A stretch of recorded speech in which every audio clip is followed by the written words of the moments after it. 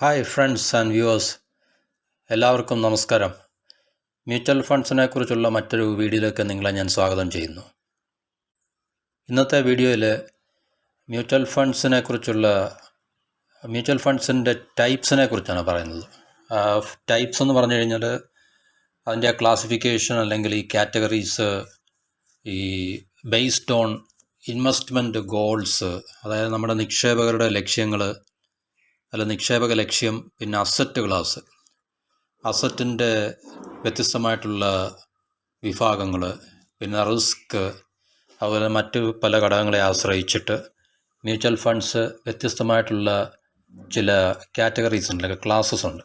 അപ്പോൾ ഈ types of mutual ഫണ്ട്സിനെ കുറിച്ചാണ് ഈ വീഡിയോയിൽ നിന്ന് ഞാൻ സംസാരിക്കാൻ ഉദ്ദേശിക്കുന്നത്. മ്യൂച്വൽ ഫണ്ട്സിനെ കുറിച്ച് എല്ലാവർക്കും അറിയാമായിരിക്കും. കാരണം മ്യൂച്വൽ ഫണ്ട് എന്ന് പറഞ്ഞു കഴിഞ്ഞാൽ ഒരു ഇൻവെസ്റ്റ്മെൻറ്റ് സിസ്റ്റമാണ്, അല്ലെങ്കിൽ അതിനെ ഒരു ഇൻവെസ്റ്റ്മെൻറ്റ് വെഹിക്കിൾ എന്ന് പറയാം. അപ്പോൾ അത് ഫണ്ട് മാനേജേഴ്സ് അല്ലെങ്കിൽ ഫണ്ട് ഹൗസസ് എന്ന് പറയുന്ന അസറ്റ് മാനേജ്മെൻറ്റ് കമ്പനീസ് ഇൻവെസ്റ്റേഴ്സിൻ്റെ നിന്ന് പിന്നെ പൈസകൾ കളക്ട് ചെയ്തിട്ട് വ്യത്യസ്തമായിട്ടുള്ള പോർട്ട്ഫോളിയോ, സ്റ്റോക്കിൻ്റെയും സെക്യൂരിറ്റീസ്, സ്റ്റോക്ക്, ബോണ്ട്സ്, അതുപോലെ മറ്റ് ഇൻവെസ്റ്റ്മെൻറ്റ് സെക്യൂരിറ്റീസിലെല്ലാം ഇൻവെസ്റ്റ് ചെയ്യുന്നൊരു പ്രക്രിയയാണ് മ്യൂച്വൽ ഫണ്ട്സ് എന്ന് പറഞ്ഞു കഴിഞ്ഞാൽ. അപ്പം ഇൻവെസ്റ്റേഴ്സിനെ സംബന്ധിച്ച് മ്യൂച്വൽ ഫണ്ട്സ് ഒരു വളരെ സൗകര്യപൂർവ്വമായിട്ടുള്ളൊരു ഇൻവെസ്റ്റ്മെൻറ്റ് മെത്തേഡാണ്. അതായത് ഫണ്ട് മാനേജേഴ്സ് പിന്നെ ഈ ഫണ്ടുകൾ കൈകാര്യം ചെയ്യുന്നുണ്ട്. അവരുടെ എക്സ്പെർട്ടൈസ് അനുസരിച്ചിട്ട് അവർക്ക് നമുക്ക് വേണ്ടി വ്യത്യസ്തമായിട്ടുള്ള അസറ്റുകൾ, സെക്യൂരിറ്റീസ് എല്ലാം തിരഞ്ഞെടുക്കുകയും അതുപോലെ നമുക്ക് ഒരു ഡൈവേഴ്സിഫൈഡ് ആയിട്ടുള്ള, അതുപോലെ തന്നെ പ്രൊഫഷണലി മാനേജ്ഡ് ആയിട്ടുള്ള ഫണ്ട് ഹൗസസിന് വ്യത്യസ്തമായിട്ടുള്ള നല്ല ഗ്രോത്ത് പ്രൊവൈഡ് ചെയ്യുന്ന, അല്ലെങ്കിൽ നല്ല വളർച്ച കാഴ്ചവെക്കാൻ സാധ്യതയുള്ള സെക്യൂരിറ്റീസിലും ഷെയറിലും എല്ലാം, അല്ലെങ്കിൽ മറ്റ് അസറ്റ് ക്ലാസ്സിലെല്ലാം ഇൻവെസ്റ്റ് ചെയ്ത് അതിൻ്റെ പ്രോപ്പറായിട്ടുള്ള റിട്ടേൺസ് നമുക്ക് തീർച്ചയായിട്ടും അച്ചീവ് ചെയ്യാൻ സാധിക്കുന്നൊരു ഇൻവെസ്റ്റ്മെൻറ്റ് മെത്തേഡാണ് മ്യൂച്വൽ ഫണ്ട്. മ്യൂച്വൽ ഫണ്ടിൽ വ്യത്യസ്തമായിട്ടുള്ള ഒട്ടനവധി വിഭാഗങ്ങളുണ്ട്. അപ്പോൾ നമ്മളൊരു എക്സ്പീരിയൻസ്ഡ് ആയിട്ടുള്ള ഇൻവെസ്റ്റർ ആണെങ്കിലും അല്ലെങ്കിൽ ന്യൂ കമർ ആണെങ്കിലും ഇതിനെക്കുറിച്ച്, ഈ വ്യത്യസ്തമായിട്ടുള്ള ഈ ടൈപ്സ് ഓഫ് മ്യൂച്വൽ ഫണ്ട്സിനെ കുറിച്ചൊരു ബേസിക്കായിട്ടുള്ളൊരു അറിവ് നമുക്ക് ഉണ്ടെങ്കിൽ തീർച്ചയായിട്ടും അത് നമ്മുടെ ഇൻവെസ്റ്റ്മെൻറ്റ് കപ്പാസിറ്റി അല്ലെങ്കിൽ ഇൻവെസ്റ്റ്മെൻറ്റ് ഡിസിഷനെ നമുക്ക് ഒരു പോസിറ്റീവായിട്ടുള്ള രീതിയിൽ സ്വാധീനിക്കാൻ നമുക്ക് ഉപയോഗപ്പെടുത്താവുന്നതാണ്. അപ്പോൾ ഈ വീഡിയോയിൽ നിന്ന് പറയാൻ ഉദ്ദേശിക്കുന്ന ഈ വ്യത്യസ്തമായിട്ടുള്ള ടൈപ്സ് ഓഫ് മ്യൂച്വൽ ഫണ്ട്സിനെ കുറിച്ചാണ്. അപ്പോൾ വീഡിയോ കാണുക, ചാനൽ സബ്സ്ക്രൈബ് ചെയ്യുക. നിങ്ങളുടെ ചാനൽ സബ്സ്ക്രൈബ് ചെയ്യുന്നതിനോടൊപ്പം ഈ വീഡിയോ മറ്റുള്ളവരിലേക്കും ഷെയർ ചെയ്ത് ഈ ചാനലിനെ പ്രൊമോട്ട് ചെയ്യാൻ സഹായിക്കുക. ഇനി നമുക്ക് ഈ മാറ്ററിലേക്ക് നമുക്ക് 1 by 1 ആയിട്ട് നോക്കാം. ആദ്യം ബേസിക്കായിട്ടുള്ള കാര്യങ്ങൾ മനസ്സിലാക്കുക. പിന്നീട് നമ്മളൊരു ഇൻവെസ്റ്റർ ആകാൻ ഉദ്ദേശിക്കുന്നുണ്ടെങ്കിൽ അല്ലെങ്കിൽ താല്പര്യമുണ്ടെങ്കിൽ ഇതിനെക്കുറിച്ച് ഡീറ്റെയിൽഡ് ആയിട്ടുള്ള പഠനങ്ങൾ നടത്തി നമ്മൾ അല്ലെങ്കിൽ മനസ്സിലാക്കിയിട്ട് ഇൻവെസ്റ്റ് ചെയ്യുന്നതായിരിക്കും എപ്പോഴും സ്യൂട്ടബിൾ ആയിട്ടുള്ളത്. ഇനി അസറ്റ് ക്ലാസ് അനുസരിച്ച്, അതായത് വ്യത്യസ്തമായിട്ടുള്ള ആസ്തിയെ അടിസ്ഥാനമാക്കി മ്യൂച്വൽ ഫണ്ട്സ് ഏതെല്ലാം തരത്തിലുണ്ടെന്ന് നമുക്ക് നോക്കാം. അപ്പോൾ ഇവിടെ കാണിച്ചിരിക്കുന്ന പോലെ തന്നെ ഇക്വിറ്റി ഫണ്ട് നെയിമാണ്. ഇക്വിറ്റി ഉണ്ട്, ഡെറ്റ് ഉണ്ട്, മണി മാർക്കറ്റ് ഉണ്ട്, ഹൈബ്രിഡ് ഉണ്ട്. അപ്പോൾ അതിൻ്റെ ഡിസ്ക്രിപ്ഷനിൽ നമ്മൾ നോക്കിക്കഴിഞ്ഞാൽ ഇക്വിറ്റീസ് എന്ന് പറഞ്ഞാൽ സ്റ്റോക്കിൽ, കമ്പനികളുടെ സ്റ്റോക്കിനകത്തിൽ, ഷെയറിനകത്തിൽ ഇൻവെസ്റ്റ് ചെയ്യുന്ന ഫണ്ടായിരിക്കും ഇക്വിറ്റി ഫണ്ട് എന്ന് പറയുന്നത്. അവരുടെ അലോക്കേഷൻ എന്ന് പറഞ്ഞാൽ variable in large cap, mid cap, small cap. അപ്പോൾ ഇത് ഞാൻ മറ്റൊരു വീഡിയോയിൽ പറയാൻ നേരത്തെ ഞാൻ പറഞ്ഞിട്ടുണ്ട്, ഈ ലാർജ് ക്യാപ്പ് എന്താണ്, മിഡ് ക്യാപ്പ് എന്താണെന്നൊക്കെ ഉള്ളത്. തൽക്കാലം അത്രയും മനസ്സിലാക്കിയിരിക്കുക. അപ്പം ലാർജ് ക്യാപ്പ് സ്റ്റോക്കിൽ, മിഡ് ക്യാപ്പ് സ്റ്റോക്കിൽ, സ്മോൾ ക്യാപ്പ് സ്റ്റോക്കിലൊക്കെ ആയിരിക്കും ഇക്വിറ്റി ഫണ്ട് ഇൻവെസ്റ്റ് ചെയ്യുന്നതെന്ന് പറഞ്ഞു കഴിഞ്ഞാൽ. ഡെറ്റ് എന്ന് പറഞ്ഞു കഴിഞ്ഞാൽ ബോണ്ടുകളിലും പിന്നെ കമ്പനികളുടെ ഡെറ്റ് സെക്യൂരിറ്റീസൊക്കെ ഉണ്ട്, അതിലായിരിക്കും ഇൻവെസ്റ്റ് ചെയ്യുന്നത്. അപ്പോൾ 80 മുതൽ 100% വരെയും ഈ ഫണ്ടുകൾ ഡെറ്റിലായിരിക്കും, ബോണ്ടുകളിലൊക്കെ ആയിരിക്കും ഇൻവെസ്റ്റ് ചെയ്യുന്നതെന്ന് പറഞ്ഞാൽ അലോക്കേഷൻ. മണി മാർക്കറ്റ് എന്ന് പറഞ്ഞു കഴിഞ്ഞാൽ ഷോർട്ട് ടൈം ലോ റിസ്ക് സെക്യൂരിറ്റീസിൽ, അപ്പോൾ അതിൻ്റെ ലൊക്കേഷൻ വേരിയബിൾ ആയിരിക്കും. ഹൈബ്രിഡ് എന്ന് പറഞ്ഞു കഴിഞ്ഞാൽ mix of Stokes and bonds ആണ്. അപ്പോൾ അതിനെക്കുറിച്ച് പറഞ്ഞു കഴിഞ്ഞാൽ ഇക്വിറ്റി സ്റ്റോക്സ് എന്ന് പറഞ്ഞു കഴിഞ്ഞാൽ നമുക്ക് വ്യത്യസ്തമായിട്ടുള്ള പല കമ്പനികളുടെ ഷെയറുകളിൽ അല്ലെങ്കിൽ ഇക്വിറ്റീസിൽ ഇൻവെസ്റ്റ് ചെയ്യുന്ന ഫണ്ടുകളെയാണ് ഇക്വിറ്റി ഫണ്ട്സ് എന്ന് പറയുന്നത്. അപ്പം ഈ ഫണ്ടുകൾ സാധാരണയായിട്ട് നമുക്ക് ലോങ് ടൈം ഒരു ഗോള് അല്ലെങ്കിൽ ലോങ് ടൈം പെർസ്പെക്റ്റീവിലായിരിക്കും, ദീർഘകാലത്തേക്കായിരിക്കും ഇൻവെസ്റ്റ് ചെയ്യുന്നത്. കാരണം ഇതിനകത്ത് നിന്ന് നല്ല റിട്ടേൺ കിട്ടണമെങ്കിൽ ദീർഘകാലം നമ്മളെ ഈ ഇക്വിറ്റി ഫണ്ട്സിൽ ഇൻവെസ്റ്റ് ചെയ്തേ പറ്റത്തുള്ളൂ. നേരത്തെയുള്ള വീഡിയോയിൽ പറഞ്ഞിട്ടുണ്ട്. കാരണം മാർക്കറ്റിൻ്റെ വൊളാറ്റിലിറ്റി അല്ലെങ്കിൽ ഈ പറഞ്ഞ സ്ഥിരതയില്ലായ്മ ലോങ് ടൈമിലേക്ക് നമുക്ക് ഇൻവെസ്റ്റ് ചെയ്താൽ മാത്രമേ, ഷോർട്ട് ടൈമിലേക്ക് നമ്മൾ ഇൻവെസ്റ്റ് ചെയ്ത് കഴിഞ്ഞാൽ ചിലപ്പോൾ കാര്യമായിട്ടുള്ള റിട്ടേൺസ് ഉണ്ടാക്കാനുള്ള അവസരം നമുക്ക് നഷ്ടപ്പെടുകയും, ഇക്വിറ്റി ഫണ്ട്സിലാണെങ്കിൽ തീർച്ചയായിട്ടും ലോങ് ടൈം ഇൻവെസ്റ്റ്മെൻറ്റ് എന്നുള്ളൊരു ഗോൾ മുന്നിൽ നിർത്തിക്കൊണ്ട് ഇൻവെസ്റ്റ് ചെയ്യുന്നതായിരിക്കും നമുക്ക് നല്ലതെന്ന് പറഞ്ഞാൽ. അപ്പോൾ അത് പിന്നെ കമ്പനിയുടെ മാർക്കറ്റിൻ്റെ റിസ്ക് എല്ലാം കണക്കെടുത്തുകൊണ്ട് വേണം നമുക്ക് തീർച്ചയായിട്ടും ഈ മ്യൂച്വൽ ഫണ്ട് ഇക്വിറ്റി ഫണ്ട്സിലേക്ക് നമ്മൾ ഇൻവെസ്റ്റ് ചെയ്യാൻ തീരുമാനമെടുക്കുന്നത്. പക്ഷേ എപ്പോഴും ഇക്വിറ്റി ഫണ്ടിൽ ഇൻവെസ്റ്റ് ചെയ്യുകയാണെങ്കിൽ ലോങ് ടൈം പെർസ്പെക്റ്റീവോടുകൂടി ഇൻവെസ്റ്റ് ചെയ്യുന്നതായിരിക്കും നല്ലത്. അടുത്ത നമ്മൾ പറഞ്ഞ ഡെറ്റ് ഫണ്ടാണെന്ന് പറഞ്ഞു. അപ്പോൾ ഈ പിന്നെ ഡെറ്റ് ഫണ്ട് എന്ന് പറഞ്ഞു കഴിഞ്ഞാൽ ഇത് ഫിക്സഡ് ഇൻകം സെക്യൂരിറ്റീസ് ആണ്, ബോൺസ്, പിന്നെ അതുപോലെ തന്നെ മറ്റ് സെക്യൂരിറ്റീസൊക്കെ ഉണ്ട്. അപ്പോൾ ഇത് ഫിക്സഡ് ഇൻകം എന്ന് പറഞ്ഞു കഴിഞ്ഞാൽ നമ്മളിപ്പം ഒരു കമ്പനിയുടെ ഡെറ്റ് സെക്യൂരിറ്റിയിലാണ് ചൂസ് ചെയ്യുന്നതെങ്കിൽ ഇൻവെസ്റ്റ്മെൻറ്റ് ഇക്വിറ്റി ഫണ്ടിൽ ഇൻവെസ്റ്റ് ചെയ്യുന്ന പോലെ നമുക്ക് പിന്നെ വളരെയധികം പിന്നെ റിട്ടേൺസ് ഒന്നും കിട്ടത്തില്ല. ഇതിനകത്തൊരു ഫിക്സഡ് പെർസെൻറ്റേജ് ഓഫ് റിട്ടേൺ നമുക്ക് കിട്ടത്തുള്ളൂ. അപ്പോൾ അതുകൊണ്ട് റിസ്ക് ഫ്രീ ആണ് നമുക്കെന്ന് പറഞ്ഞു കഴിഞ്ഞാൽ. റിസ്ക് ഫ്രീ ആണ്. കൺസർവേറ്റീവ് ഇൻവെസ്റ്റേഴ്സ് എന്ന് പറയുന്നത് റിസ്ക് അധികം എടുക്കാൻ താല്പര്യമില്ലാത്ത ഇൻവെസ്റ്റേഴ്സിനെ സംബന്ധിച്ച് തീർച്ചയായിട്ടും ഡെറ്റ് ഫണ്ട്സ് ആയിരിക്കും ഈ പറഞ്ഞ ടൈപ്പ് ഓഫ് ഇൻവെസ്റ്റേഴ്സിന് സ്യൂട്ടബിൾ ആയിട്ടുള്ളത്. കാരണം അതൊരു ഫിക്സഡ് പെർസെൻറ്റേജ് ഓഫ് ഇൻകം എപ്പോഴും ഓഫർ ചെയ്യുന്ന, നമുക്ക് കമ്പനി നഷ്ടമായാലും ലാഭമായാലും ശരി ആ ഫിക്സഡ് പെർസെൻറ്റേജ് ഓഫ് ഇൻകം നമുക്ക് ലഭ്യമാകുക ഡെറ്റിനകത്തിൽ ഇൻവെസ്റ്റ് ചെയ്ത് കഴിഞ്ഞാൽ. പിന്നെ മൂന്നാമത്തെ മണി മാർക്കറ്റ് ഫണ്ട്സ് എന്ന് പറയും. മണി മാർക്കറ്റ് ഫണ്ട്സ് എന്ന് പറഞ്ഞു കഴിഞ്ഞാൽ അതും വളരെ ഷോർട്ട് ടൈമിലേക്കുള്ള ലോ റിസ്ക് ആയിട്ടുള്ള ഇൻസ്ട്രുമെൻറ്റ്സ്, അതായത് ട്രഷറി ബിൽ, ഗവൺമെൻറ്റിൻ്റെയാണ് ട്രഷറി ബിൽസ് എന്ന് പറയുന്നത്. അപ്പോൾ ഈ പറഞ്ഞ ട്രഷറി ബിൽസിലേക്കും ഷോർട്ട് ടൈം പിന്നെ സെക്യൂരിറ്റീസിലേക്കൊക്കെ ഇൻവെസ്റ്റ് ചെയ്യുന്ന ഫണ്ടുകളാണ് മണി മാർക്കറ്റ് ഫണ്ട്സ് എന്ന് പറയുന്നത്. പിന്നെ സേഫാണ്, സ്റ്റെബിലിറ്റി ഉണ്ട്, ലിക്വിഡിറ്റി ഉണ്ട്. അതിനകത്തിൽ നമുക്ക് ഇക്വിറ്റി ഫണ്ടാണ് ഏറ്റവും കൂടുതൽ റിസ്ക് ഉള്ളത്. കാരണം നമുക്കറിയാം മാർക്കറ്റ് വൊളാറ്റിലിറ്റി അതിനെ ഭയങ്കരമായിട്ട് ബാധിക്കുന്നുണ്ട്. അപ്പം കമ്പനിയുടെ പെർഫോമൻസ് അനുസരിച്ച് മാത്രമേ തീർച്ചയായിട്ടും ഇക്വിറ്റി ഫണ്ടിലും നമുക്ക് റിട്ടേൺസിൻ്റെ ഗെയിൻ എക്സ്പെക്റ്റ് ചെയ്യാൻ സാധിക്കത്തുള്ളൂ. മറ്റ് ഡെറ്റ് ഫണ്ടും ഇതുപോലുള്ള മണി മാർക്കറ്റ് ഫണ്ട്സൊക്കെ കമ്പനിയുടെ പെർഫോമൻസ് അല്ലെങ്കിൽ അതൊരു ഫിക്സഡ് ഇൻകം സെക്യൂരിറ്റീസ് ആയതുകൊണ്ട് അങ്ങനെയുള്ള വിഷയങ്ങളൊന്നുമില്ല.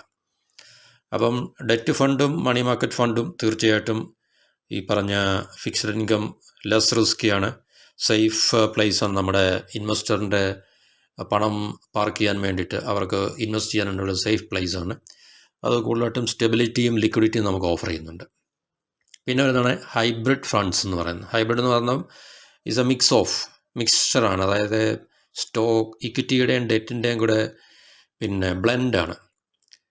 ഇക്വിറ്റി ഫണ്ടിൻ്റെയും ഡെറ്റിൻ്റെയും കൂടെ ഒരു പോർട്ട്ഫോളിയോയിൽ തന്നെ അതിൻ്റെ ബ്ലെൻഡായിരിക്കും. അപ്പം അതിൽ ഏറ്റവും കൂടുതലായിട്ട് ഒരുപക്ഷെ ഇക്വിറ്റി ഫണ്ട്സിലായിരിക്കും അങ്ങനെ ഒരു ഫണ്ട് കൂടുതൽ ഇൻവെസ്റ്റ് ചെയ്യുന്നത്.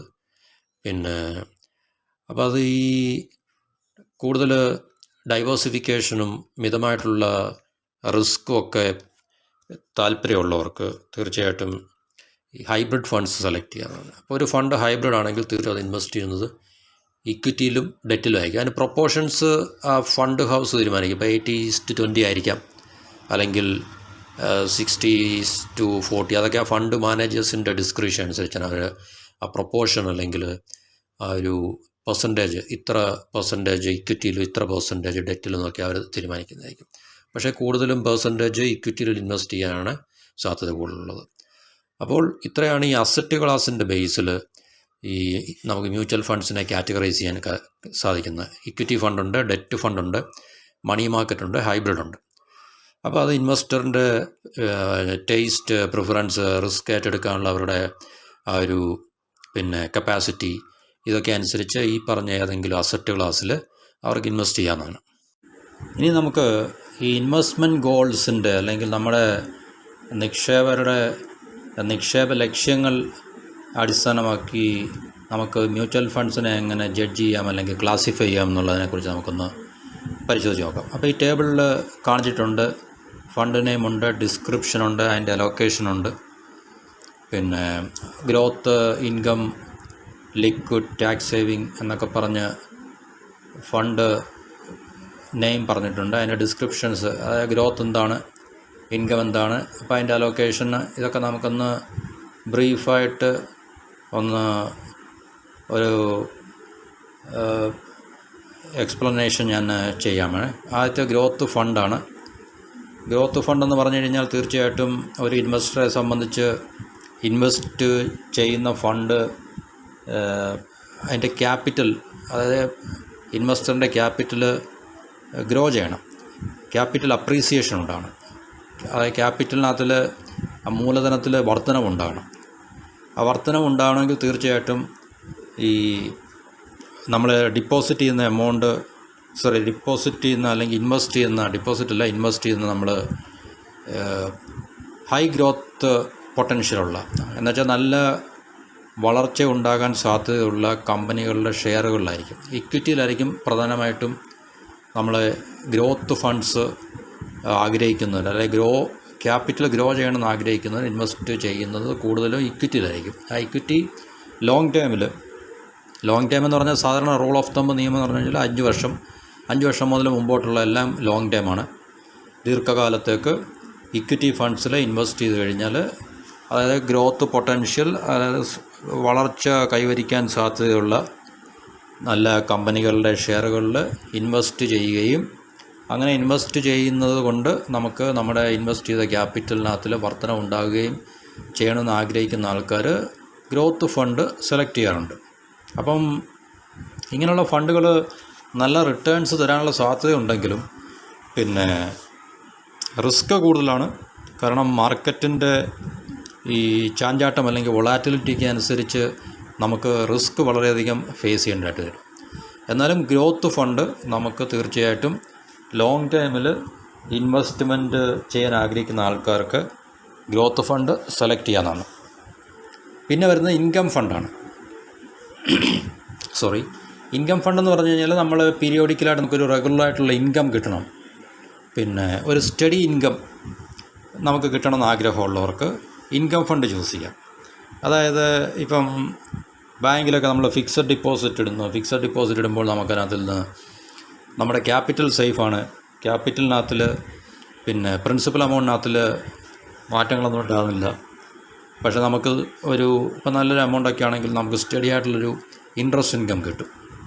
അപ്പോൾ അതുപോലെ തന്നെ മ്യൂച്വൽ ഫണ്ടിലും ഇതുപോലെ സ്റ്റഡി ആയിട്ടുള്ള അല്ലെങ്കിൽ റെഗുലറായിട്ടുള്ള ഇൻകം കിട്ടത്തക്ക രീതിയിലുള്ള ഫണ്ട്സുകളൊക്കെ ഉണ്ട്, ഇൻകം ഫണ്ട് എന്ന് പറയും. അപ്പോൾ അതാണ് ആഗ്രഹിക്കുന്ന ഒരു ഇൻവെസ്റ്റർ, അങ്ങനൊരു ഫണ്ടാണ് ആഗ്രഹിക്കുന്നതെങ്കിൽ, അല്ലെങ്കിൽ ഇൻവെസ്റ്ററിൻ്റെ ഗോൾ അതാണെങ്കിൽ തീർച്ചയായിട്ടും ഇൻകം ഫണ്ട്സ് ആ ഇൻവെസ്റ്ററിനെ സംബന്ധിച്ച് ചൂസ് ചെയ്യാവുന്നതാണ്. അപ്പോൾ അത് പിന്നെ ബോണ്ടുകൾ അതുപോലുള്ള അസറ്റുകളിലാണ് സാധാരണ ഇതുപോലുള്ള ഇൻവെസ്റ്റ്മെൻറ്റ് നടക്കാറുള്ളത്. കാരണം ഇക്വിറ്റിയിലൊന്നും ഇങ്ങനെ റെഗുലറായിട്ടുള്ള ഇൻകം നമുക്ക് കിട്ടാനുള്ള സാധ്യത ഇല്ല. പിന്നെ ഡിവിഡൻഡ് പേയിങ് സ്റ്റോക്സ് ഉണ്ട്. ചില കമ്പനികളൊക്കെ റെഗുലറായിട്ടില്ലെങ്കിൽ അവർ ഡിവിഡൻഡ് പേയ്മെൻറ്റ് നടത്താറുണ്ട്.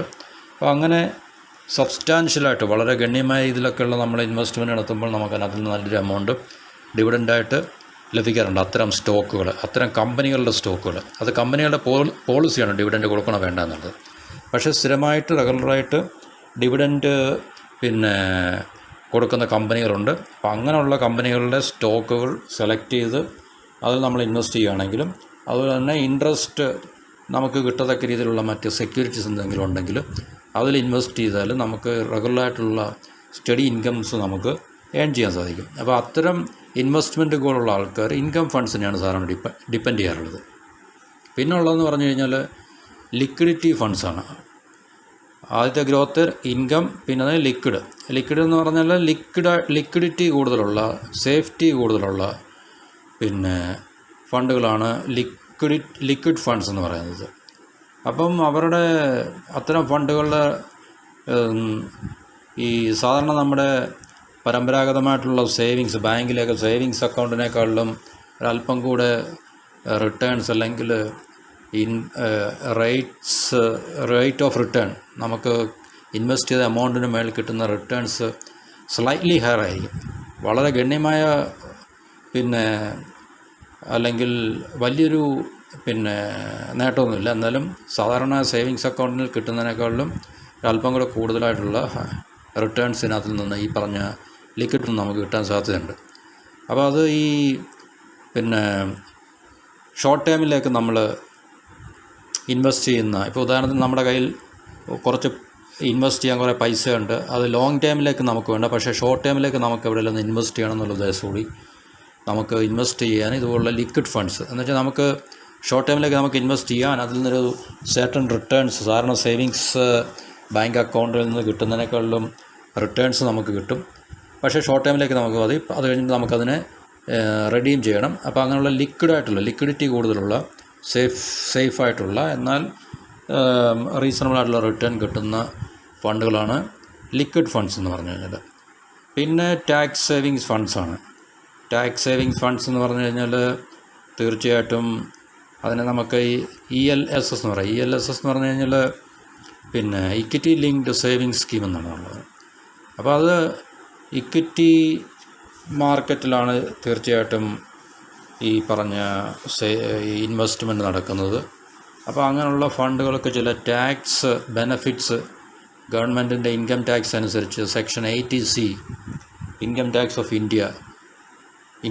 ആക്ട് ഓഫ് ഇന്ത്യ, നമ്മുടെ ഗവൺമെൻറ്റിൻ്റെ ഇൻകം ടാക്സ് നിയമം അനുസരിച്ച് അതിനകത്തിലെ സെക്ഷൻ 80C പ്രകാരം ചില ടാക്സ് ബെനഫിറ്റ് കിട്ടുന്ന ചില സേവിങ്സ് സ്കീമുണ്ട്. അപ്പം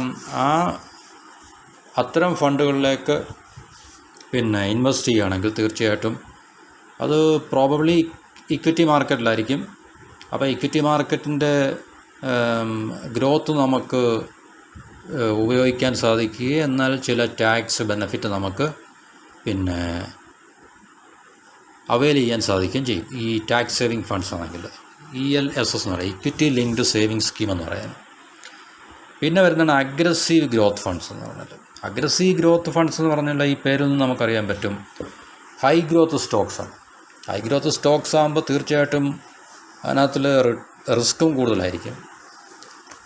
അപ്പം ഈ പറഞ്ഞ അഗ്രസീവ് ഗ്രോത്ത് ഫണ്ട്സ് എന്ന് പറഞ്ഞു കഴിഞ്ഞാൽ ഈ കൂടുതൽ റിട്ടേൺസ് കിട്ടും എന്നുള്ളൊരു ഗ്യാരണ്ടി ഉണ്ട്. പക്ഷേ അത് മാർക്കറ്റിൻ്റെ ഫ്ലക്ച്വേഷൻസ് കൂടെ കണക്കിലെടുത്തുകൊണ്ട് അല്ലെങ്കിൽ മാർക്കറ്റിലുണ്ടാകാൻ പോകുന്ന ഫ്ലക്ച്വേഷൻസിനെ തീർച്ചയായിട്ടും ഫേസ് ചെയ്യാനോടെ, അതാണ് റിസ്ക് എന്ന് പറയുന്നത്. ആ റിസ്കിനെ ഫേസ് ചെയ്യാൻ കഴിവുള്ള ഇൻവെസ്റ്റേഴ്സിന് അഗ്രസീവായിട്ടുള്ള ഗ്രോത്ത് ഫണ്ട്സ് ഉണ്ട്. അത് തീർച്ചയായിട്ടും വളരെ ഹൈ ഗ്രോത്ത് അല്ലെങ്കിൽ ഹൈ റിട്ടേൺസ് വരുന്ന മ്യൂച്വൽ ഫണ്ട്സ് ആയിരിക്കാം. മിക്കവാറും ഇക്വിറ്റി മാർക്കറ്റിലായിരിക്കും അത് ഇൻവെസ്റ്റ് ചെയ്യുന്നത്. കാരണം കൂടുതൽ റിട്ടേൺസ് അല്ലെങ്കിൽ ഗ്രോത്ത് കിട്ടാൻ സാധ്യതയുള്ള ഇക്വിറ്റി ഫണ്ട് മാർക്കറ്റിൽ നിന്നാണ്. അപ്പോൾ അതാണ് അഗ്രസീവ് ഗ്രോത്ത് ഫണ്ട്സ് എന്ന് പറയുന്നത്. പിന്നെ അത് ക്യാപിറ്റൽ പ്രൊട്ടക്ഷൻ ഫണ്ട്സ് എന്ന് പറയും. ക്യാപിറ്റൽ പ്രൊട്ടക്ഷൻ ഫണ്ട്സ് എന്ന് പറഞ്ഞു കഴിഞ്ഞാൽ തീർച്ചയായിട്ടും നമ്മൾ ഇൻവെസ്റ്റ് ചെയ്യുന്ന ക്യാപിറ്റലിന് ഇഞ്ചറി ഒന്നും പറ്റത്തില്ല. ഫിക്സഡ് ഇൻകം ഇൻസ്ട്രുമെൻ്റ്, അത് നമ്മുടെ ബാങ്കിലെയൊക്കെ ഫിക്സഡ് ഇൻകം ഡിപ്പോസിറ്റ് പോലെ ഇൻവെസ്റ്റേഴ്സിൻ്റെ ഇൻവെസ്റ്റ്മെൻറ്റിനെ അത് പ്രൊട്ടക്റ്റ് ചെയ്യും, ഇനിഷ്യൽ ക്യാപിറ്റലിനെ. ഇപ്പോൾ നമ്മൾ ഉദാഹരണത്തിന് ഒരു 100 രൂപ ഇൻവെസ്റ്റ് ചെയ്ത് കഴിഞ്ഞാൽ നമുക്ക് ക്യാപിറ്റൽ നഷ്ടമാകത്തില്ല, നമ്മുടെ പ്രിൻസിപ്പൽ എമൗണ്ട് നഷ്ടമാകത്തില്ല. അപ്പോൾ അത് ഈ കൺസർവേറ്റീവ് ഇൻവെസ്റ്റേഴ്സിനെ സംബന്ധിച്ച് റിസ്ക് പരിമിതപ്പെടുത്തുവാനോ അല്ലെങ്കിൽ റിസ്ക് എടുക്കാൻ താല്പര്യമില്ലാത്ത ഇൻവെസ്റ്റേഴ്സിനെ സംബന്ധിച്ച് ക്യാപിറ്റൽ പ്രൊട്ടക്ഷൻ ഫണ്ട്സ് വളരെ നല്ലതാണ്. കാരണം ഈ പറഞ്ഞ പോലെ തന്നെ കുറച്ച് പൈസ കയ്യിലുണ്ട്, അപ്പോൾ അതെവിടെയൊന്ന് സേഫായിട്ടൊന്ന് പാർക്ക് ചെയ്യണം കുറച്ച് നാളത്തേക്ക്. അപ്പോൾ അങ്ങനെയുള്ള ആൾക്കാർക്ക് ഈ ക്യാപിറ്റൽ പ്രൊട്ടക്ഷൻ ഫണ്ട്സിലേക്ക് ഇൻവെസ്റ്റ് ചെയ്യാം. വളരെ മോഡറേറ്റ് ആയിട്ടുള്ള ന്യായമായിട്ടുള്ള ചില റിട്ടേൺസിന് അതിൽ നിന്ന് ലഭിക്കും. വലിയ ഹൈ ഗ്രോത്ത് ഫണ്ടൊന്നുമല്ല ഇത്, ഹൈ റിട്ടേൺസ് ഒന്നും പ്രതീക്ഷിക്കാൻ വേണ്ട. പിന്നെ ഫിക്സഡ് മെച്യൂരിറ്റി ഫണ്ട്സ് ഉണ്ട്, അത് ഫിക്സഡ് ഡിപ്പോസിറ്റ് പോലെ തന്നെ പ്രഡിക്റ്റബിൾ റിട്ടേൺസാണ്. മെച്യൂരിറ്റി പറയണ്ട. ഇപ്പോൾ ഉദാഹരണത്തിന് നമ്മൾ ഇന്ന് ഫിക്സഡ് ഡിപ്പോസിറ്റിൽ ഇപ്പം ഇത്ര 1 വർഷത്തേക്ക് ഡിപ്പോസിറ്റ് ചെയ്യണം അല്ലെങ്കിൽ 3 വർഷത്തേക്ക് 5 വർഷത്തേക്ക് ഡിപ്പോസിറ്റ് ചെയ്യുന്ന പോലെ തന്നെ ഇതിനൊരു മെച്യൂരിറ്റി ഡേറ്റ് ഉണ്ട്, പിന്നെ ഇതിൻ്റെ റിട്ടേൺസും പ്രഡിക്റ്റബിളാണ്. അപ്പോൾ അതാണ് ഫിക്സഡ് മെച്യൂരിറ്റി ഫണ്ട്സ് എന്ന് പറയുന്നത്. പിന്നെ പറയുന്ന അവസാനത്തെ കാറ്റഗറിയാണ് പെൻഷൻ ഫണ്ട്, അല്ല പെൻഷൻ ഫണ്ട്സ് എന്ന് പറയുന്നത്. അപ്പോൾ പെൻഷൻ ഫണ്ടിലേക്ക് നമ്മൾ ഇൻവെസ്റ്റ് ചെയ്ത് കഴിഞ്ഞാൽ, ഇപ്പോൾ ഏതെങ്കിലും ഒരു വ്യക്തി പെൻഷൻ ഫണ്ടിലേക്ക് ഇൻവെസ്റ്റ് ചെയ്യുകയാണെങ്കിൽ തീർച്ചയായിട്ടും പെൻഷൻ പ്രായം എന്ന് പറയുന്നത് 62 അല്ലെങ്കിൽ 65 ഒക്കെ കഴിഞ്ഞിട്ട് ആ വ്യക്തിക്ക് അതിൽ നിന്നൊരു ലോങ് ടേം റിട്ടയർമെൻറ്റ് പ്ലാനിങ് എന്ന രീതിയിൽ നമുക്കൊരു പെൻഷൻ മാതൃകയിലുള്ളൊരു റിട്ടേൺ നമുക്ക് കിട്ടത്തക്ക രീതിയിലുള്ള മ്യൂച്വൽ ഫണ്ടുകളാണ് ഇത് ഡിസൈൻ ചെയ്തിരിക്കുന്നത്. ലോങ് ടേം റിട്ടയർമെൻറ്റ് പ്ലാനിങ്ങും അതുപോലെ തന്നെ ഒരു ബാലൻസ് ഗ്രോത്തും സ്റ്റെബിലിറ്റിയൊക്കെ ഉണ്ട്. ഉദാഹരണം നമ്മളിപ്പം ഫോർ എക്സാമ്പിൾ യങ് ആയിട്ടുള്ള ഒരു എംപ്ലോയറെ സംബന്ധിച്ച് പെൻഷൻ ഫണ്ടിലേക്ക് സിസ്റ്റമാറ്റിക്കായിട്ട് ലോങ് ടൈമിലേക്ക് ഇൻവെസ്റ്റ് ചെയ്യുകയാണെങ്കിൽ ആഫ്റ്റർ ഹിസ് റിട്ടയർമെൻറ്റ് ഒരു 62 അല്ലെങ്കിൽ 65 ഒക്കെ ഏജ് കഴിഞ്ഞിട്ട് തീർച്ചയായിട്ടും അതിനകത്ത് നിന്നൊരു പെൻഷൻ പോലൊരു റിക്കറിങ് ആയിട്ടുള്ളൊരു റിട്ടേൺ കിട്ടുന്ന രീതിയിലുള്ള ഫണ്ടുകളായിരിക്കും പെൻഷൻ ഫണ്ട്സ് എന്ന് പറയുന്നത്. അപ്പോൾ ഇത്രയാണ് നമ്മുടെ ഈ mutual funds based on investment goals. ഒരു ഇൻവെസ്റ്ററിൻ്റെ ലക്ഷ്യം അല്ലെങ്കിൽ എന്താണ്, ഗ്രോത്താണോ ആവശ്യം, ഇൻകമാണോ, റെഗുലറായിട്ടുള്ള ഇൻകമാണോ ആവശ്യം, ലിക്വിഡിറ്റി പ്രിഫർ ചെയ്യുന്നതാണോ, അല്ലെങ്കിൽ ടാക്സ് സേവ് ചെയ്യണമെന്നുള്ള ആഗ്രഹത്തോടു കൂടിയാണോ, അല്ലെങ്കിൽ അഗ്രസീവാണോ, ക്യാപിറ്റൽ പ്രൊട്ടക്റ്റ് ചെയ്യാൻ വേണ്ടിയാണോ എന്നൊക്കെയുള്ള ഇൻവെസ്റ്റ്മെൻറ്റ് ഗോളിനെ അനുസരിച്ച് പിന്നെ ഉള്ള അതിനെ ബേസ് ചെയ്തുള്ള മ്യൂച്വൽ ഫണ്ട്സാണ് നമ്മളീ പറഞ്ഞത്. ഇപ്പോൾ കാറ്റഗറീസ് ഒന്നുകൂടെ ഞാൻ പറയാം. ഗ്രോത്ത് ഫണ്ടുണ്ട്, ഇൻകം ഫണ്ടുണ്ട്, ലിക്വിഡ് ഫണ്ടുണ്ട്, ടാക്സ് സേവിങ് ഫണ്ടുണ്ട്, അത് ഇക്വിറ്റി ലിങ്ക്ഡ് സേവിങ് സ്കീം എന്ന് പറയും. സെക്ഷൻ 80C നമ്മുടെ ഇൻകം ടാക്സ് ആക്ടിൻ്റെ സെക്ഷൻ 80C അനുസരിച്ച് ചില ടാക്സ് ബെനിഫിറ്റ് അതിന് കിട്ടും. അപ്പോൾ അത് കൂടുതലും സ്റ്റോക്സിലും ബോൺസിലും ഒക്കെ ആയിരിക്കും അത് ഇൻവെസ്റ്റ് ചെയ്യുന്നത്. പിന്നെ അഗ്രസീവ് ഗ്രോത്ത് ഫണ്ടുണ്ട്. പിന്നെ ക്യാപിറ്റൽ പ്രൊട്ടക്ഷൻ, അത് വളരെ കുറഞ്ഞ റിസ്കിലുള്ള പിന്നെ ഫണ്ടുകളിലായിരിക്കും. അത് ഇൻവെസ്റ്ററിൻ്റെ ക്യാപിറ്റൽ ജസ്റ്റ് ഒന്ന് പ്രൊട്ടക്റ്റ് ചെയ്യുക എന്നുള്ള ലക്ഷ്യത്തോടുകൂടി മാത്രമുള്ളതായിരിക്കും അത്തരം ഫണ്ടുകൾ എന്ന് പറഞ്ഞാൽ. പിന്നെ ഫിക്സഡ് മെച്യൂരിറ്റി, അത് ഫിക്സഡ് ഇൻകം സെക്യൂരിറ്റീസാണ്. അതിന് മെച്യൂരിറ്റി ഡേറ്റ് ഉണ്ട്, പിന്നെ ഒരു പ്രഡിക്റ്റബിൾ ആയിട്ടുള്ള റിട്ടേണും നമ്മുടെ ഫിക്സഡ് ഡിപ്പോസിറ്റ് പോലെ തന്നെ. പിന്നെ പെൻഷൻ ഫണ്ട് എന്ന് പറഞ്ഞു കഴിഞ്ഞാൽ റിട്ടയർമെൻറ്റിനെ ഉദ്ദേശിച്ചുകൊണ്ടുള്ള, അല്ലെങ്കിൽ റിട്ടയർമെൻറ്റ് കഴിഞ്ഞുള്ള കാലയളവിനെ ഉദ്ദേശിച്ചുകൊണ്ടുള്ളൊരു പിന്നെ mix of growth and income എന്നുവെച്ചാൽ അല്പം ക്യാപിറ്റൽ അപ്രീസിയേഷൻ ഉണ്ടാവുകയും ചെയ്യും, എന്നാൽ നമുക്ക് ഇൻകം റിട്ടേൺ ആയിട്ട് കിട്ടുകയും ചെയ്യും. അപ്പോൾ ഇങ്ങനെയുള്ള ഇത്രയും ഫണ്ടുകളാണ് ഈ mutual funds based on investment goals എന്ന് പറയുന്നത്. അടുത്ത ക്ലാസിഫിക്കേഷൻ ബേസ്ഡ് ഓൺ ഇൻവെസ്റ്റ്മെൻറ്റ് സ്ട്രക്ചറാണ്. അതിൻ്റെ ഘടന, ഇൻവെസ്റ്റ്മെൻറ്റിൻ്റെ ഘടന അനുസരിച്ച് എങ്ങനെ മ്യൂച്വൽ ഫണ്ട്സിനെ ക്ലാസിഫൈ ചെയ്യാമെന്നുള്ളതാണ് ഇതിനകത്തിൽ നമുക്ക് പറയാനുള്ളത്. അതിനകത്തിൽ 3 പ്രധാനമായിട്ടുള്ള ക്ലാസിഫിക്കേഷനാണ് പറഞ്ഞിരിക്കുന്നത്. ടേബിളിനകത്തിൽ open ended, closed ended, interval എന്ന് പറഞ്ഞ 3 ടൈപ്പ് പറയുന്നുണ്ട്. അപ്പം ഈ ടേബിളിൽ പറഞ്ഞിരിക്കുന്നത് ഓപ്പൺ എൻഡഡ് ആണ് ആദ്യത്തത്. അത് offers unlimited shares at net asset value, അത് എക്സ്പ്ലെയിൻ ചെയ്യാം.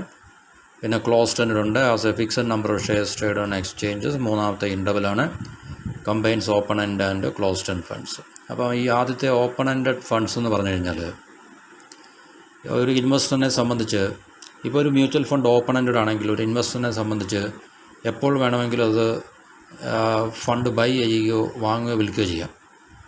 അപ്പം ഇത് സാധാരണയായിട്ട് ഉദാഹരണത്തിനൊരു നമ്മൾ ഇൻവെസ്റ്ററായിട്ട് ഇൻവെസ്റ്റ് ചെയ്യാൻ സ്റ്റാർട്ട് ചെയ്യുമ്പോൾ ഒരു ഓപ്പൺ എൻഡഡ് ഫണ്ട് നമ്മൾ മേടിച്ചു കഴിഞ്ഞാൽ, അപ്പോൾ നമ്മൾ ഫണ്ട് മേടിച്ചു കഴിഞ്ഞാൽ നമുക്ക് തോന്നുകയാണ് ഈ മാർക്കറ്റിൻ്റെ കണ്ടീഷൻ അനുസരിച്ച് നമുക്ക് ഈ ഫണ്ട് വിൽക്കണമെന്ന് തോന്നുന്നു കഴിഞ്ഞാൽ നമുക്ക് വിൽക്കാം, any time we can sell. പിന്നെ എന്നിട്ട് അതുപോലുള്ള ഓപ്പൺ എൻഡഡ് ഫണ്ട്സ് നമുക്ക് വാങ്ങിക്കുകയും ചെയ്യാം. നമുക്ക് മാർക്കറ്റ് കണ്ടീഷൻ അനുസരിച്ചും അതിൻ്റെ നെറ്റ് അസറ്റ് വാല്യൂ ഒക്കെ അനുസരിച്ചും പിന്നെ ഇൻവെസ്റ്ററിൻ്റെ പേഴ്സണൽ ഗോളൊക്കെ അനുസരിച്ചും. അപ്പോൾ അങ്ങനെ ഒരു അഡ്വാൻറ്റേജ് ഓപ്പൺ എൻഡഡ് ഫണ്ട്സിനുണ്ട്. അതുകൊണ്ടാണ് ഓപ്പൺ എൻഡഡ് എന്നുവെച്ചാൽ പിന്നെ ഇത് ഒരു വളരെ ഓപ്പൺഡായിട്ടുള്ള, എന്നുവെച്ചാൽ റെസ്ട്രിക്ഷൻസ് ഒന്നുമില്ല. ഒരു ഇൻവെസ്റ്ററിനെ സംബന്ധിച്ച് എപ്പം വേണമെങ്കിൽ ഈ ഫണ്ട് മേടിക്കുക, എപ്പം വേണമെങ്കിൽ ഈ ഫണ്ട് വിൽക്കുകയും ചെയ്യാം. മറ്റ് ടേംസ് ആൻഡ് കണ്ടീഷൻസ് ഒന്നുമില്ല. പക്ഷേ ക്ലോസ്ഡ് എൻഡ് ഫണ്ട് എന്ന് പറഞ്ഞു കഴിഞ്ഞാൽ അതിനൊരു പിന്നെ സ്പെസിഫൈഡ് ആയിട്ടുള്ള മെച്യൂരിറ്റി ഡേറ്റ് ഉണ്ട്. അപ്പോൾ അത് ഫിക്സ്ഡ് ആയിട്ടുള്ള അല്ലെങ്കിൽ ഒരു സ്പെസിഫിക് ആയിട്ടുള്ളൊരു മെച്യൂരിറ്റി ഡേറ്റ് ഉണ്ട്. അതിപ്പോൾ നമ്മൾ ഉദാഹരണത്തിനൊരു ക്ലോസ് ആൻഡ് ഫണ്ട് മേടിച്ച് കഴിഞ്ഞാൽ നമുക്ക് ആ മെച്യൂരിറ്റി ഡേറ്റ് കഴിഞ്ഞാൽ നമുക്കത് റിഡീം ചെയ്യാൻ സാധിക്കത്തില്ല, വിൽക്കാൻ സാധിക്കത്തില്ല. അതുപോലെ തന്നെ ആ ഫണ്ട് ഓപ്പൺ ആയി കഴിഞ്ഞ് കഴിഞ്ഞാൽ പിന്നെ നമുക്ക് മറ്റൊരാൾക്കത് ഒരു ഇൻവെസ്റ്ററിൻ്റെ ഇനത്തിൽ ഇൻവെസ്റ്റ് ചെയ്യാൻ സാധിക്കത്തില്ല. അപ്പോൾ അതിന് ഓപ്പണിംഗ് പിന്നെ ഡേറ്റും ഉണ്ട്, ഒരു ക്ലോസിങ് സ്പെസിഫൈഡ് ആയിട്ടുള്ള മെച്യൂരിറ്റി ഡേറ്റും ഉണ്ട്. അപ്പോൾ ഈ സാധാരണ സെക്കൻഡറി മാർക്കറ്റിലാണ് ട്രേഡ് ചെയ്യുന്നത്. ഫിക്സഡ് നമ്പർ ഓഫ് ഷെയർസ് അല്ലെങ്കിൽ യൂണിറ്റ്സാണ് ഷെയർ ചെയ്യുന്നത്. പിന്നുള്ളതാണ് ഇൻ്റർവൽ ഫണ്ട്സ് എന്ന് പറയുന്നത്. ഇൻ്റർവൽ ഫണ്ട്സ് എന്ന് പറഞ്ഞു കഴിഞ്ഞാൽ ഈ ഓപ്പൺ എൻഡഡിൻ്റെയും ക്ലോസ്ഡ് എൻഡഡിൻ്റെയും ഒരു മിക്സാണ് ശരിക്കും പറഞ്ഞാൽ. ഹൈബ്രിഡാണ്. ബ്ലെൻഡിങ് ദ ഫീച്ചേഴ്സ് ഓഫ് ബോത്താണ്. അത് രണ്ടിൻ്റെയും ഫീച്ചേഴ്സിനെ ബ്ലെൻഡ് ചെയ്തുകൊണ്ടുള്ള ഒരു ടൈപ്പ് ഓഫ് ഫണ്ടാണ് ഇൻ്റർവൽ ഫണ്ട്സ് എന്ന് പറഞ്ഞു കഴിഞ്ഞാൽ. അപ്പോൾ അവരെ ഇൻവെസ്റ്റേഴ്സിനെ സംബന്ധിച്ച് തീർച്ചയായിട്ടും ലിക്വിഡിറ്റി ഓഫർ ചെയ്യുന്നുണ്ട് പീരിയോഡിക്കായിട്ടുള്ള. പിന്നെ അവർക്ക് ഒരു കൃത്യമായിട്ടുള്ളൊരു ഇൻവെസ്റ്റ്മെൻറ്റ് സ്ട്രക്ചർ മെയിൻറ്റെയിൻ ചെയ്യാൻ സാധിക്കും ഇൻ്റർവൽ ഫണ്ട്സിൽ.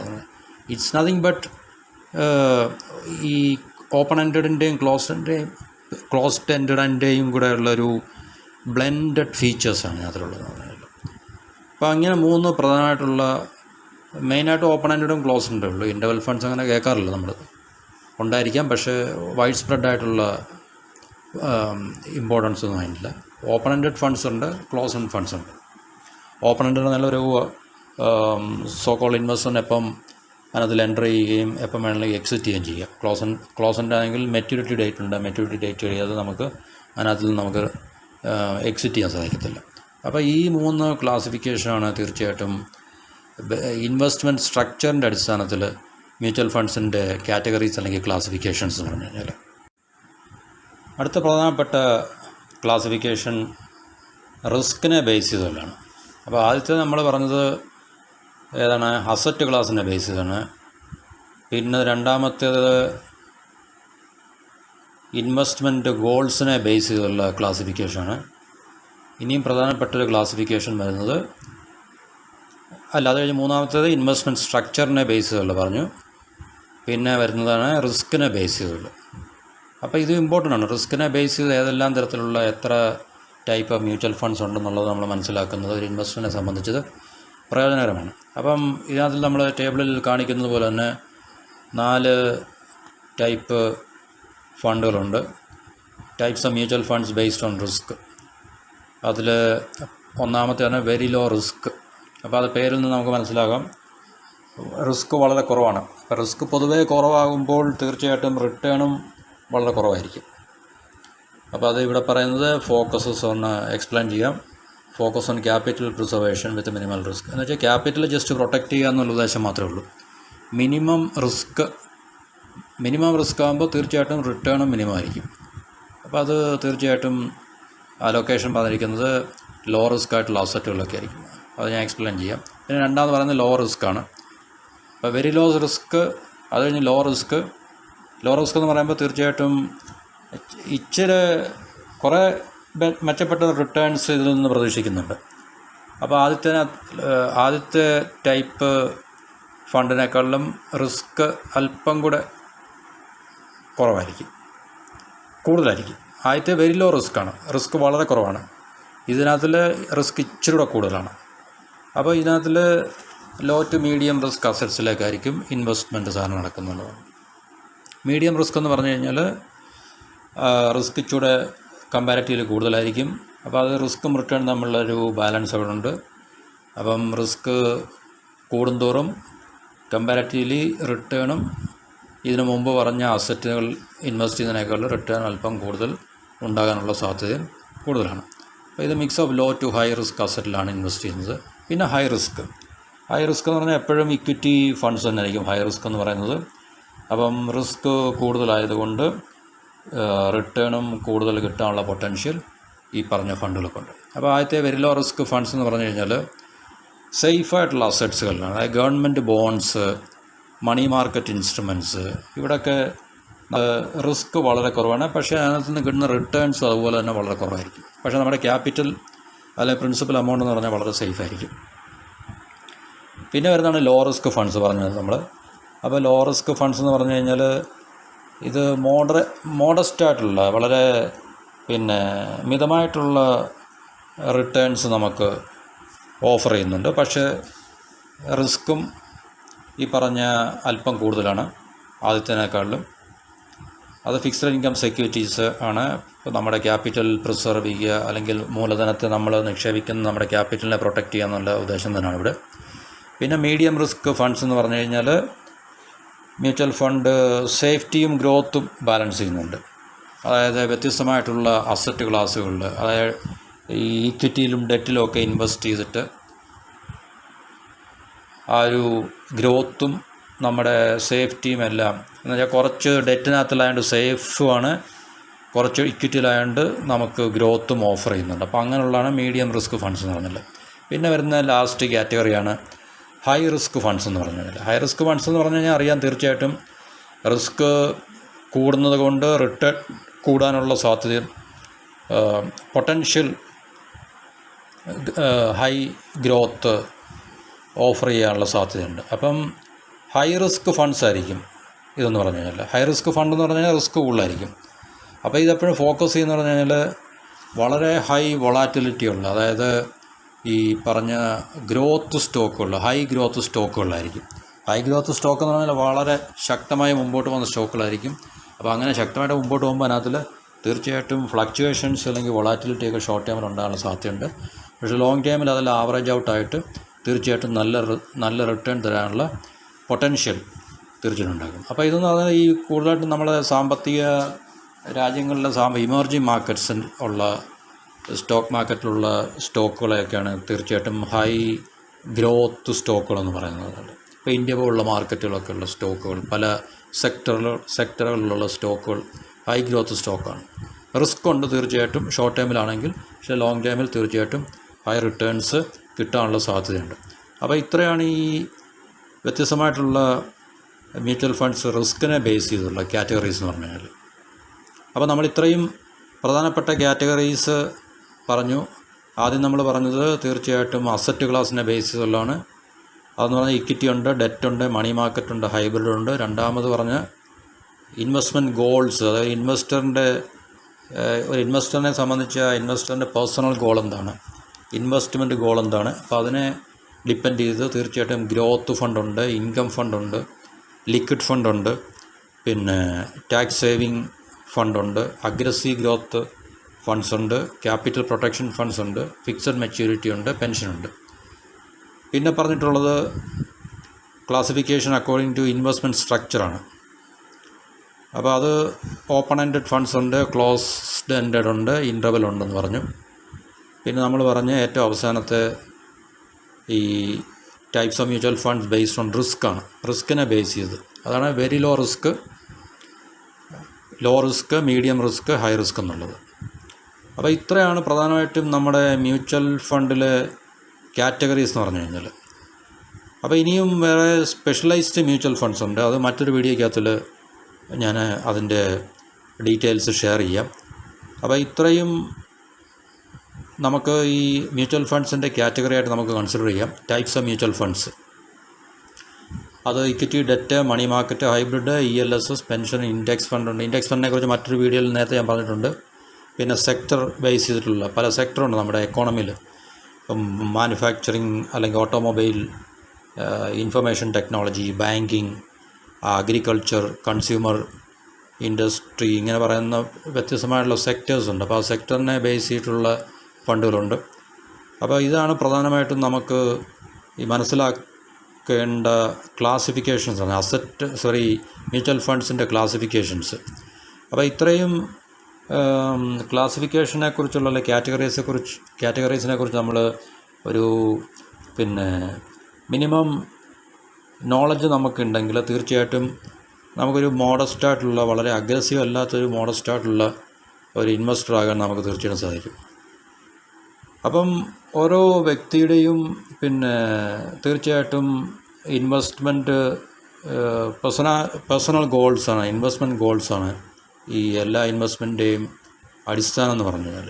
അപ്പോൾ ഓരോരുത്തരും അവരുടെ പോർട്ട്ഫോളിയോ ചൂസ് ചെയ്യുന്നത് വ്യത്യസ്തമായിട്ടുള്ള തലങ്ങളിൽ നിന്നായിരിക്കും, വ്യത്യസ്തമായിട്ടുള്ള പെർസെപ്ഷൻ, അവരുടെ കാഴ്ചപ്പാടുകളിൽ നിന്നായിരിക്കും. അപ്പോൾ ചിലർ അസറ്റ് ക്ലാസ് ചൂസ് ചെയ്യും, ചിലർ ഇൻവെസ്റ്റ്മെൻറ്റ് ഗോൾസിനെ ബേസ് ചെയ്തായിരിക്കും, മറ്റ് ചില ഇൻവെസ്റ്റേഴ്സ് ഇൻവെസ്റ്റ്മെൻറ്റ് സ്ട്രക്ചറിനെ ബേസ് ചെയ്തായിരിക്കും, മറ്റ് ചിലർ റിസ്കിനെ ബേസ് ചെയ്തായിരിക്കും, അല്ലെങ്കിൽ ഇതിൻ്റെ എല്ലാം കോമ്പിനേഷൻ, ഒന്നോ രണ്ടോ കോമ്പിനേഷനൊക്കെ ബേസ് ചെയ്തായിരിക്കും.